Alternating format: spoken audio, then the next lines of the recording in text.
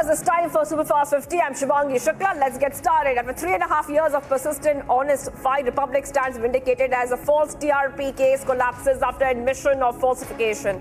Court order proves Republic right after case as Maharashtra government withdraws the fake case against Republic in the Bombay High Court.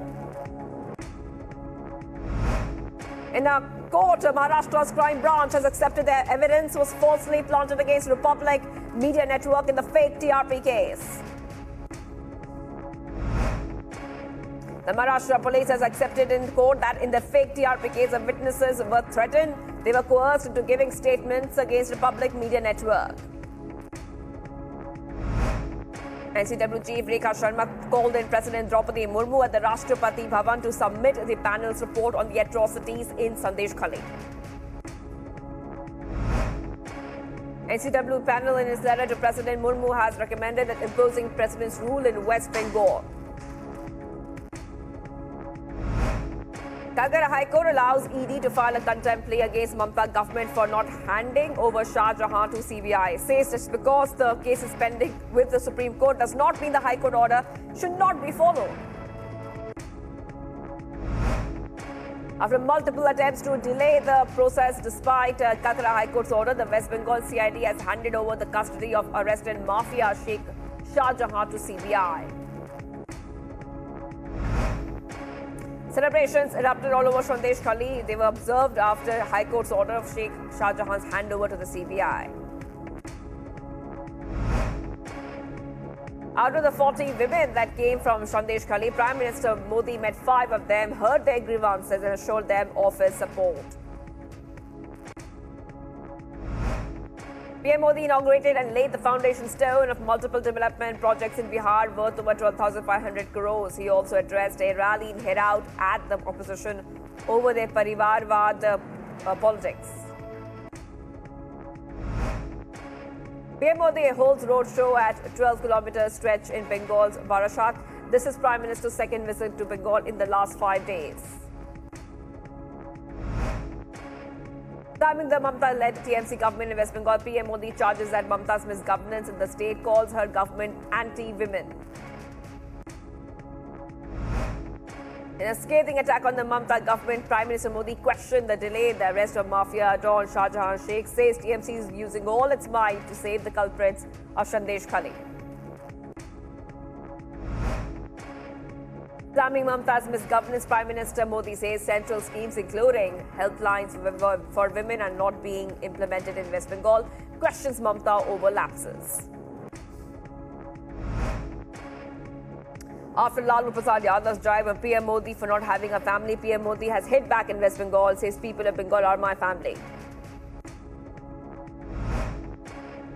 Sources have informed Republic that the seat-sharing formula has been finalized. Eknath Shinde-led Shiv Sena is expected to get 13 seats, while Ajit Pawar faction of NCP is likely to get 6 seats and 29 seats for BJP.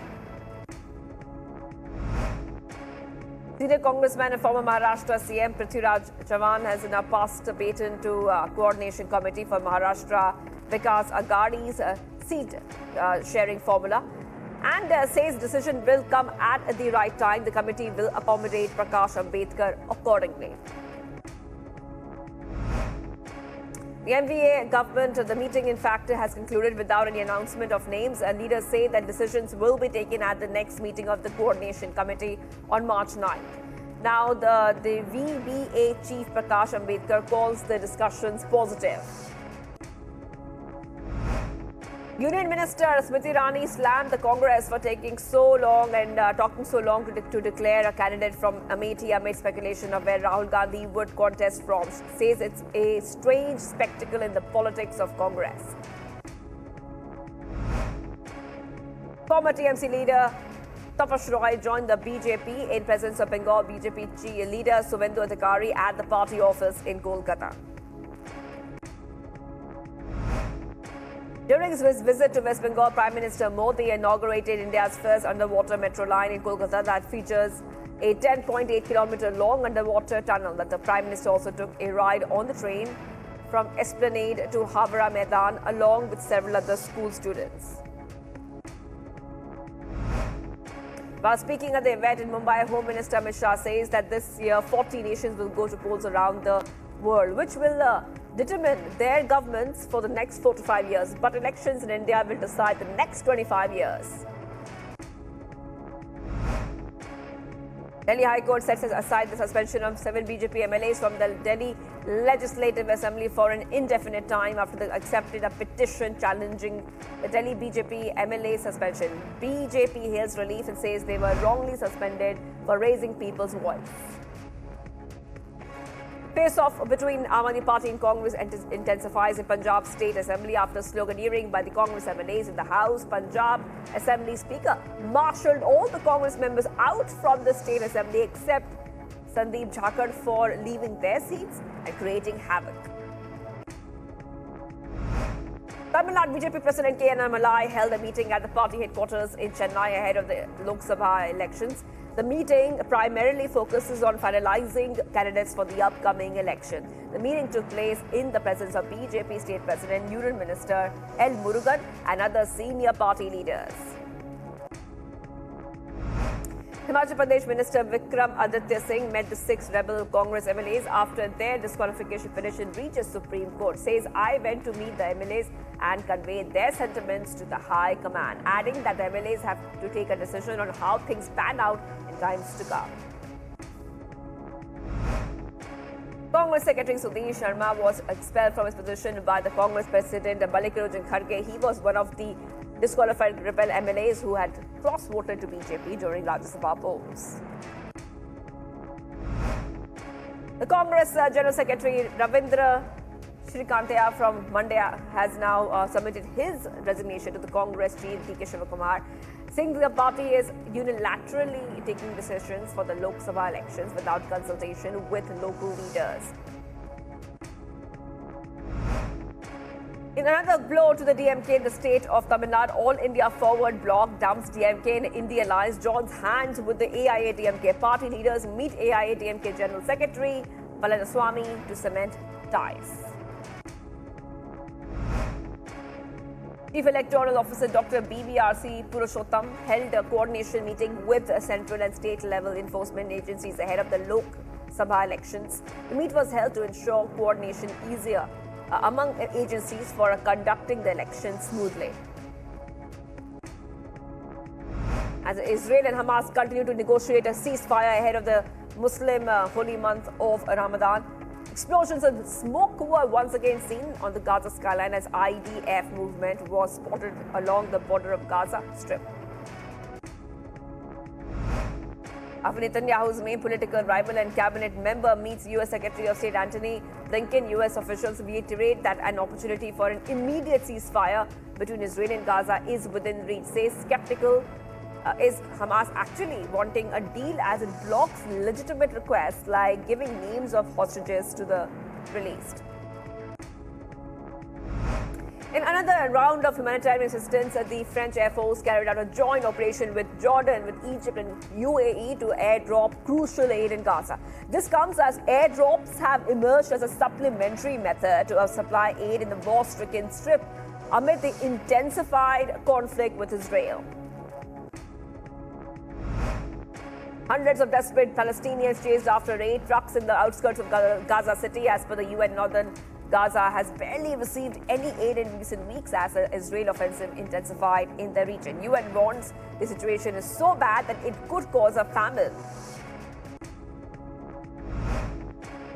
Video captures a massive rocket barrage intercepted by Israel Iron Dome defense system in Kiryat Shimona. This comes after IDF reported several rockets and projectiles launched from across the Lebanese border into northern Israel. Ukraine has unveiled the latest model of the Sea Baby drone used to hit Russian frigates, minesweepers, patrol ships in the Black Sea, saying it is the first nation in the world to set up a dedicated unit for such drones, which can carry a ton of explosives and travels at a speed of 90 kilometers per hour with a range of over 1,000 kilometers. United Nations Atomic Watchdog IAEA's director Rafael Mariano Grossi, arrived in Russia for talks on nuclear safety in Ukraine amid risks to Europe's largest nuclear power plant amid the war. Grossi is slated to meet Rostom head Alexei Lekachev and Russian President Vladimir Putin. Russian Foreign Minister has now slammed International Criminal Court's issue of arrest warrants against top Russian commanders, saying that such decisions have no significance for Russia, as Russia does not participate at ICC. This comes after the ICC in a recent ruling had called for arrest of top Russian commanders. Yemen's Houthi rebels say that they carried out a qualitative military operation against 2 US warships in the Red Sea. And in fact, they're confirming that destroyer USS Carney was targeted but reported no damages or injuries, as all weapons were either intercepted or fell short. Russian and Nigerian foreign ministry held talks in Moscow where they discussed future relations between the two countries. Russian Foreign Minister Sergei Lavrov emphasized the importance of the meet, saying that Nigeria is a priority partner on the African continent. Former U.S. President and frontrunner for Republican nomination Donald Trump wins California, Texas, and 10 other presidential primaries in his bid for a second term in the White House. Calls it an amazing night. U.S. President Joe Biden also emerged as the front-running Democrat in presidential primaries in over 16 states, including California, Texas, North Carolina, Alabama, and Colorado. And the 81-year-old Democrat is leading for his party's nomination, which may lead to a repeat contest in 2024 against Donald Trump. Republican presidential candidate Nikki Haley scored an upset victory against former President Donald Trump by winning the Vermont presidential primary. This is Haley's second primary win after she won in the District of Columbia. Swedish and Finnish Marines engaged in the operations from the U.S. Navy warship in the Norwegian Arctic ahead of NATO's large-scale exercise Steadfast Defender 2024. Sweden is presently in its final stages of completing formalities to join NATO later this month. Chinese and Philippine Coast Guard vessels collide in the disputed South China Sea, leaving 4 Filipino crew members injured in high seas confrontations. Philippine officials said that the Chinese Coast Guard ships accompanying vessels blocked the Philippine Coast Guard vessels and executed dangerous maneuvers that caused the collisions. After collision between Coast Guard vessels of China and Philippines, Australian Prime Minister Anthony Albanese has now expressed his concern over the unsafe and destabilizing behavior in the South China Sea, saying that actions in the South China Sea must alleviate tensions and not add to them. Hong Kong authorities have reassured that its new security law it wishes to pass will not introduce bans on social media apps like China. The Hong Kong authorities said that Hong Kong residents will continue to access social media, unlike China, which only allows citizens to log into local versions of global platforms. Amid ongoing doctors' protests in South Korea, in which doctors are slamming the government's policy to introduce more doctors into the system, South Korean president slammed the protesting doctors for abdicating their responsibility towards patients, calling their strike an illegal collective action that violates the lives of the people. After the Portuguese Prime Minister Antonio Costa resigned as the Prime Minister last November over corruption investigation, the Portuguese people are to head for polls on March 10 to elect a new Prime Minister. And the Peruvian President of the Council of Ministers, Alberto Otarola, resigned from office amid corruption allegations. This comes after a corruption investigation was launched against him for allegedly sponsoring a negotiation which is incompatible with his position.